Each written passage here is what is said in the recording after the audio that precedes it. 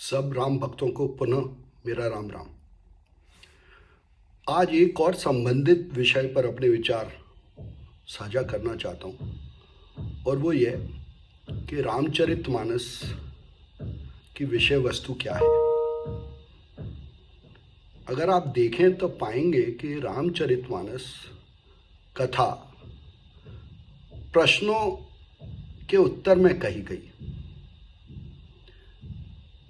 भरद्वाज ऋषि ने याज्ञवल्क्य जी से पूछा कि राम कौन है, क्या वही राम है जो दशरथ के पुत्र हैं या और कोई राम है। बालकांड में 46वें दोहे में साफ पूछते हैं भरद्वाज जी कि प्रभु सोई राम के अपर को जाय जपत त्रिपुरार, सत्य धाम सर्वज्ञ तुम कहु विवेक विचार। तो प्रश्न साफ है कि राम कौन है, राम तत्व क्या है। इसका एक और स्पष्टीकरण करना चाहूंगा जो तुलसीदास जी ने खुद लिखा। जब वो सरजू नदी का वर्णन करते हैं और कहते हैं कि सरजू राम के यश की गुण गाथा है, सरजू नदी राम के यश की गुण गाथा है, तो तुलसीदास जी कहते हैं सरजू नाम सुमंगल मूला, लोक वेद मत मंजुल कूला। ये जो लाइन है लोक वेद मत मंजुल कूला, इसका क्या मतलब है।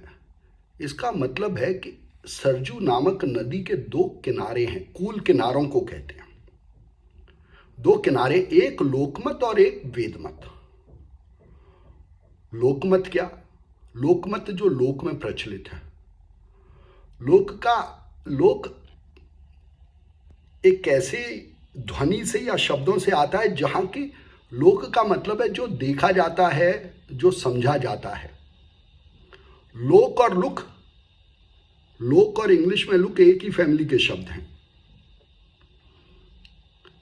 तो लोक कथा जो है वो एक किनारा है सरजू नदी का।